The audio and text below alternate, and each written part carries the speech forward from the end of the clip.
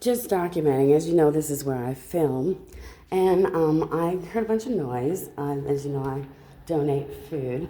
And I found this person here who's been pretending to be a nice person all along. He decided that it was his duty. He's decided that he's the library room police. I think he really just doesn't like my vision or what I'm doing. This is where he lives. It's under constant change. The poor man has nothing to do. So what does he do? He spends a lot of his time playing policeman, running around the building looking for trouble wherever he can find it. So we're going to go ahead and start documenting now, because this is the same creepo that looks at me through his window constantly. And I find it annoying. I don't know if we can even see with the glare. Let's see if I put it on the window, if you can see his window. We'll do it from my place. But yeah, I guess this one's decided that he thinks that he has a new person he can mess with. I've lived with here for over a year, and I've been filming. But I do notice that I've been being watched, and I do notice that I've been being stalked, and I do notice that I'm being bothered, and I don't find that at all appealing, and I will not take it. I will not tolerate that.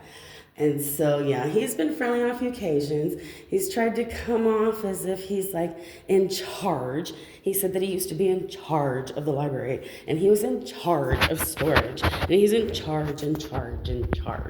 So we're going to document his being in charge and see if anyone else agrees that it's okay for him to be my babysitter and to suggest to me that I should take my equipment down to another floor instead of right across the hall from my apartment, because he doesn't find it appealing that I was filming in a library that is largely unused.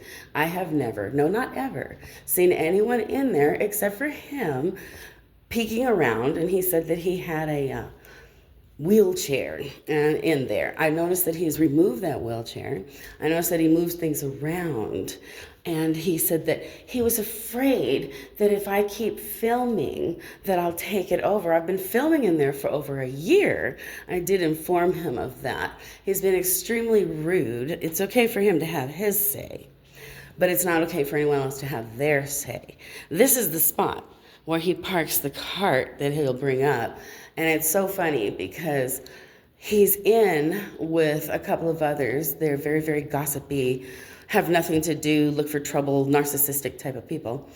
And they're always complaining about the poor and the homeless and how they're so much better than them.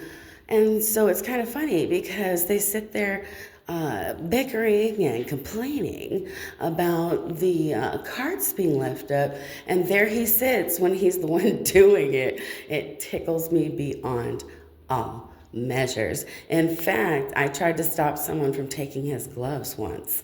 He had actually left them on the cart, and someone was taking them. I said, "Oh, I think that belongs to the man that lives there." And they said, "Oh, I'll give them to him." And they went down the elevator, so I wasn't going to physically accost someone over gloves left there by some absent-minded old man. I love old men. I think they're great. But when they turn into witchy old women and they become, and I don't mean that, I shouldn't insult women like that, but I've come to find that quite often men can be worse gossips and worse when it comes to being nosy bozies and trying to control everything than even women. I know that women are somewhat notorious for being the Mrs. Kravitzes of the neighborhood, but this one, oh, he's just funny. It tickles me because he had a good mask. He looked like he was a normal, responsible, decent human being, and he turned out to be everything but. So anyway, I hope you guys have a terrific day. Thanks for listening to me balderdash about it all. Well, that's BS. I didn't BS about a thing. The thing I can tell you is that this kind of stuff, I'm learning to document right then and there.